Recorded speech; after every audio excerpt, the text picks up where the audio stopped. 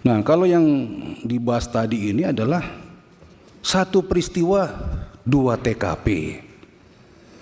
TKP terjadinya penjambretan, TKP terjadinya tertangkapnya pelaku penjambretan yang dalam tertangkapnya pelakunya meninggal dunia. Jadi TKP pelaku meninggal dunia itu TKP-nya reskrim, bukan TKP-nya lantas. Insya Allah pertemuan kita pada hari ini membawa berkah dan mendapatkan solusi yang terbaik ya bagi semuanya. Sebelum saya sampaikan apa yang akan saya sampaikan, saya informasikan dulu saya adalah mantan polisi. Pernah jadi anggota polisi, pernah jadi Kapolres, pernah jadi Kapolda. Basic saya adalah reskrim dan intelijen. Nah, jadi kalau bicara berkas perkara saya paham. Ini sebagai prolog. Mohon izin. Mau tahu Pak se-Indonesia Pak? Alhamdulillah. Jadi dalam kasus ini kita coba memahaminya ya dari sudut pandang saya. Sebenarnya menurut saya ini ada yang kurang tepat dalam kerangka berpikir, frame of thinking dan mindset berpikirnya menanggapi masalah ini. Menurut saya ini adalah satu kasus, bukan dua kasus. Satu kasus. Kasus penjambretan. Ya. Satu kasus itu, satu perkara itu ada sekumpulan tempat, satu TKP, di situ kumpul semuanya, peristiwanya, tersangkanya, korbannya, barang buktinya. Ada satu peristiwa, banyak TKP-nya, korbannya di situ, barang buktinya di sana, pelakunya di sana, barang buktinya di sana, ada beberapa TKP lagi. Nah, kalau yang dibahas tadi ini adalah satu peristiwa, dua TKP. TKP terjadinya penjambretan, TKP terjadinya tertangkapnya pelaku penjambretan yang dalam tertangkapnya pelakunya meninggal dunia. Jadi TKP pelaku meninggal dunia itu TKP-nya reskrim, bukan TKP-nya lantas. Menurut pandangan saya. Kalaupun lantas mau diminta tolong untuk olah TKP, boleh-boleh aja. Itu TKP-nya reskrim, satu berkas perkara.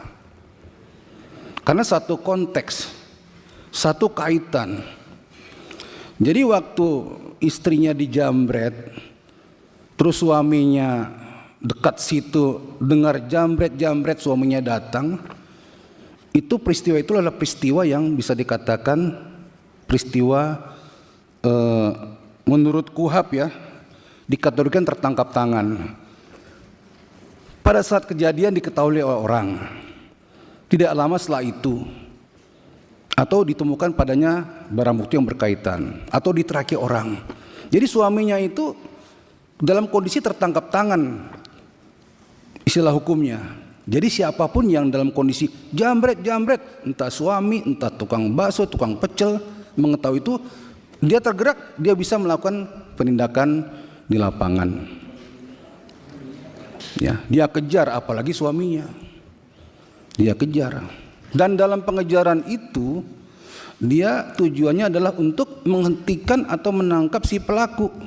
Tujuannya ya.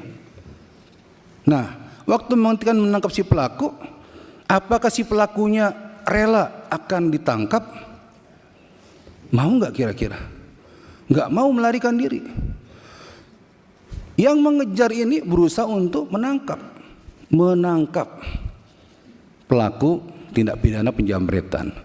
Dalam konteks menangkap itu terjadi peristiwa-peristiwa, ya, tidak ada mens rea untuk membunuh dan lain-lain.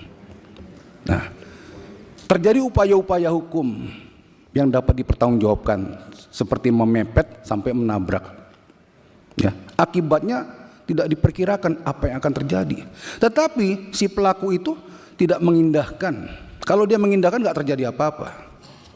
Atau dibalik, Seharusnya yang ngejar nggak seperti itulah, jangan sampai nabrak-nabrak lah, jangan sampai mepet-mepet lah. Apa begitu yang kita inginkan? Atau dibalik aja, lebih sopan lagi, harusnya yang ngejar itu mengawal aja, atau monggo mas silakan hati-hati di jalan, baik-baik ya. Apa seperti itu? Ya kan nggak begitu. Ya ini satu rangkaian. Jadi peristiwa matinya dua penjamret itu ada konteksnya dengan kejadian penjamretan itu. Bukan situasi yang terpisah. Ya, satu kasus, satu perkara. Ini kok tiba-tiba jadi dua? Ini mindset berpikir ya, kerangka berpikir ya. Ya, jadi kalau menurut saya sudah salah kaprah dari awal. Enggak begitu penanganannya. Apalagi kalau lalu lintas ya, Mas Mulyanto ya. Ini menerapkan pasal 310 ayat 1 Undang-Undang Lalu Lintas. Di sini kan ayat 4-nya ya, meninggal dunia ya. Tapi unsur pasalnya kan karena lalainya, karena alpa. Kalau mau jujur, nggak masuk unsur pasalnya. Kalau lihat peristiwanya itu bukan lalai, bukan alpa, memang ditabrak, memang dipepet. Nggak ada lalai, nggak ada alpa di situ. Berarti ada upaya paksa untuk menghentikan dia. Nggak kena pasal 310 itu. Makanya nggak masuk pasal lalu lintas itu, dan tidak ada peristiwa lalu lintas di situ. Yang ada peristiwa hot pursuit kalau Islam meminjam bahasa modernnya lah, pengejaran itu. Ya, satu kasus, satu peristiwa. Jadi satu pasal yaitu penjamretan dan satu kasus yaitu peristiwa penjamretan. Tidak ada kasus lalu lintas di sini.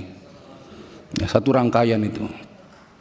Jadi kalau kejadian sudah jelas, diurai sudah jelas, memang cukup unsur untuk dikatakan ini pidana penjamretan, dan reserse sudah bekerja, terpenuhi unsur itu, dan tersangkanya meninggal dunia, sehingga dihentikanlah kasusnya karena tersangka meninggal dunia. Case close, tutup, selesai. Nggak ada kasus lalu lintas itu, terlalu jauh. Apalagi minta pendapat ahli. Maaf nih, apa sudah nggak mampu lagi berpikir sampai minta pendapat ahli untuk mindset yang seperti saya, sesederhana itu gitu. Pak Ketua, bagi saya tidak ada kasus lalu lintas itu. Ya, yang ada kasus penjamretan, terungkap, terbukti, tersangka meninggal dunia, kasus tutup. Saya minta kasus ini dihentikan, tidak ada debat-debat kusir lagi di sini. Ya, terima kasih Pak Ketua. Download Tribun X sekarang, menghadirkan lokal menjadi Indonesia.